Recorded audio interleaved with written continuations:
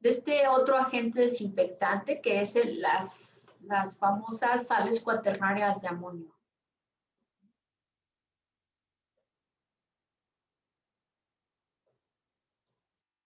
Bueno, entonces, las sales cuaternarias de amonio, pues como su nombre lo indica, ¿verdad? Tienen este ion amonio, que es NH4, y bueno, el tipo de sal cuaternaria, pues va a depender de los sustitutos de estos protones, aquí en esta molécula de amonio, ¿no? Entonces, es una estructura que tiene estas cadenas alifáticas o aromáticas, dependiendo de con qué estemos sustituyendo estos protones. Ahora bien, aquí vemos algunos ejemplos, ¿verdad? Tenemos en el caso, por ejemplo, del cloruro de benzalconio, que es uno de los más utilizados, un anillo bencénico está ahí ligado en esta molécula. Entonces, la presencia de estos anillos bencénicos pues les da gran estabilidad a estos compuestos. De hecho, es una de las ventajas que vamos a ver más adelante que tienen estas moléculas, ¿no? Entonces, si comparamos esta molécula químicamente con un ácido orgánico, pues vemos que son mucho más complejas y, por tanto, también más estables. Ahora, al igual que los ácidos orgánicos, este también tiene una doble función, ¿no? Una, pues, puede utilizarse como un agente antiséptico, por ejemplo, en heridas, ¿verdad? El cloruro de benzalconio es uno de los ingredientes fundamentales en el famoso mertiolate. No sé si lo ubiquen, es un agente desinfectante que se utilizaba mucho, por ejemplo, en heridas, ¿no? Las mamás ahí solían mucho ponerlo en las heridas, creo que era de un color rosado o algo así me parece. Y bueno, en la industria de alimentos, que es lo que nos interesa el día de hoy, pues se utiliza como agente desinfectante. Ahora, estos agentes están de uso común en los hogares, en la agricultura y también en la industria de alimentos. Entonces, ¿qué características va a tener estas sales cuaternarias de amonio o QUACs, que también se le llaman así por sus siglas en inglés, ¿no? Quaternary Ammonium Compounds. Aquí están. Y bueno, ¿qué ventaja tiene? Pues va a tener, tiene una acción surfactante. Es decir, va a tener un efecto como en el caso de los detergentes, ¿verdad? De ahí que las sales cuaternarias de amonio también tengan ese doble efecto de efecto de agente de limpieza, ¿verdad? Porque remueve suciedad y además tiene un efecto desinfectante. Uno de los atributos de estos compuestos es que se dice que tienen un efecto residual. Entonces, como la molécula químicamente es estable, efecto residual quiere decir que yo lo pongo y que después de varias horas sigue teniendo ese efecto, ¿sí? Entonces, a diferencia, por ejemplo, de los hipocloritos de sodio, pues esto tiene un efecto residual duradero. ¿Sí? De ahí que sea deseable, por ejemplo, utilizarlo en esto que yo les estoy poniendo acá, en paredes, en pisos, en tapetes sanitarios. Esta parte del efecto residual combinado con su estabilidad en presencia de materia orgánica, lo hace muy deseable en tapetes sanitarios. Por favor, nunca vayan a usar hipoclorito de sodio en un tapete sanitario, ¿no? Nunca, porque eso se inactiva rapidísimamente, como ya les había yo mencionado. De hecho, este desinfectante que les estoy mostrando acá son sales cuaternarias de amonio, ¿sí? Y si se fijan, este es bueno cuando yo quiero desinfectar superficies. Me atrevo a decir que es de los mejores, ¿eh? por esto que estamos mencionando acá. Y bueno, hoy en día que estos tapetes sanitarios en casa, en centros comerciales, estos compuestos son deseables que se coloquen ahí. ¿Qué más? Bueno, tiene una efectividad, fíjense qué interesante, en un rango que va de un pH de 6 a 10.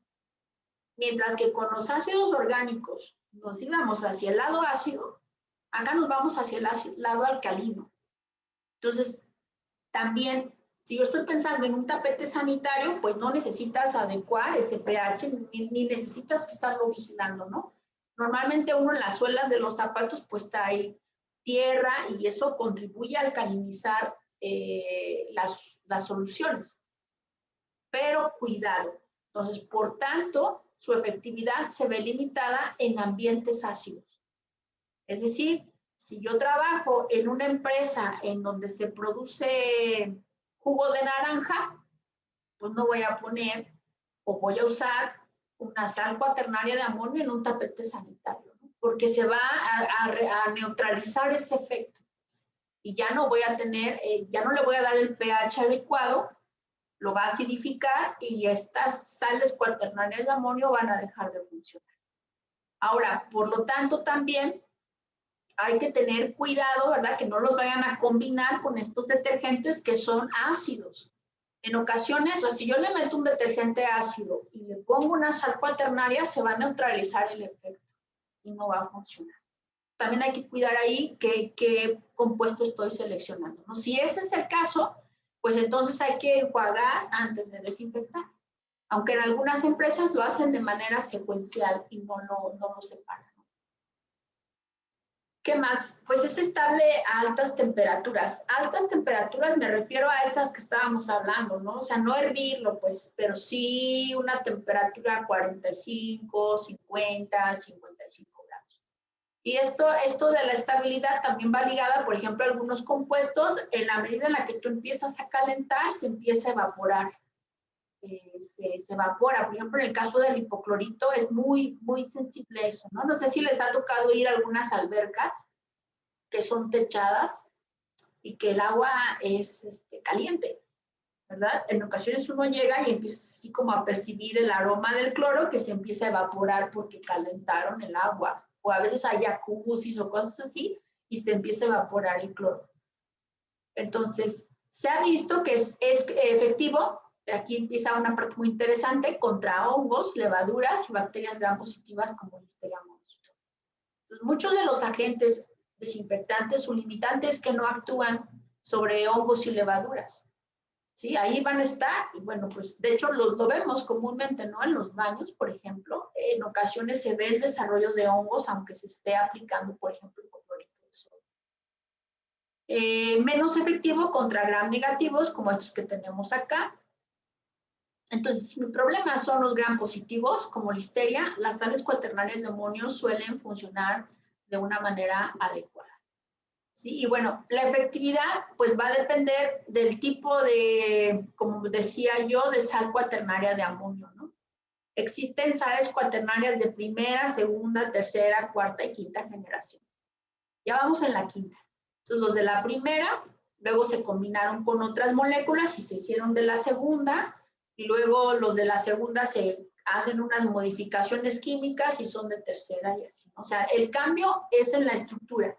Y ahorita que vamos en la quinta generación, se supone, una de las desventajas es que las sales cuaternarias amonio son tóxicas.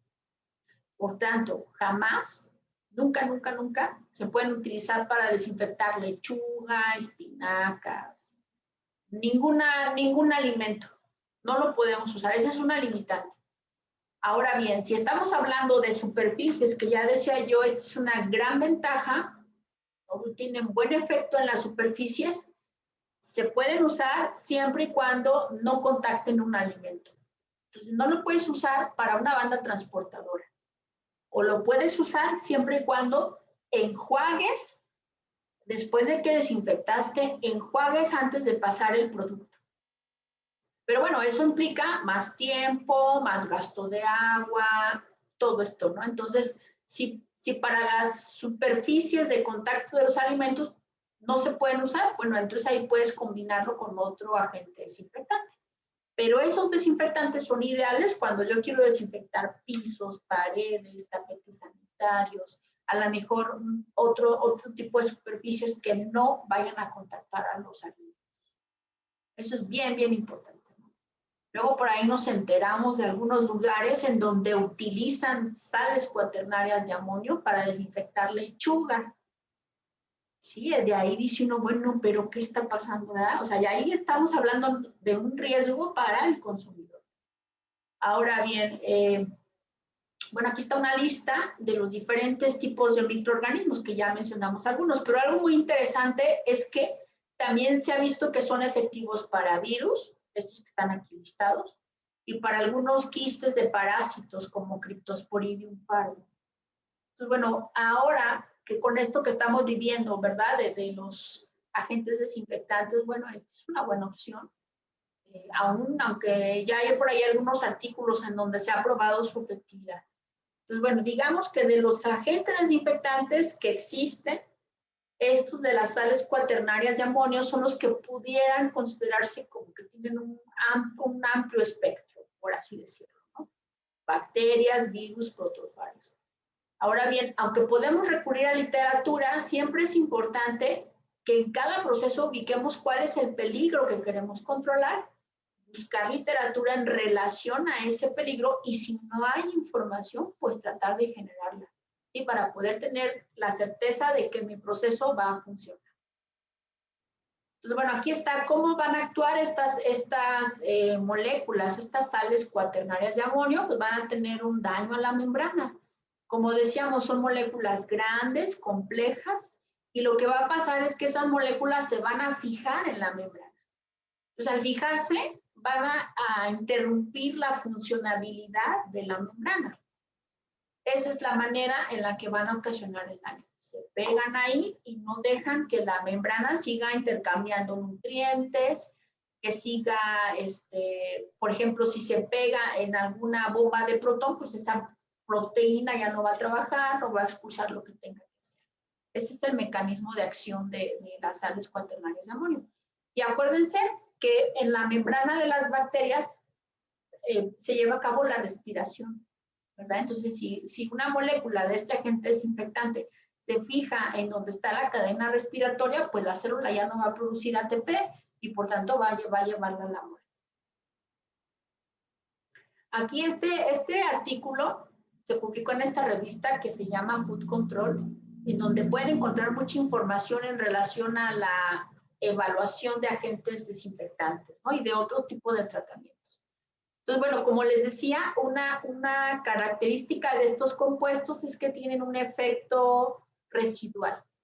Y también se ha visto que inclusive logran ser efectivos aun cuando tenemos presencia de biopelículas, ¿sí? de microorganismos. Ya decíamos que esto de las biopelículas, pues es un problema rutinario, por así decirlo, en algunas industrias de alimentos.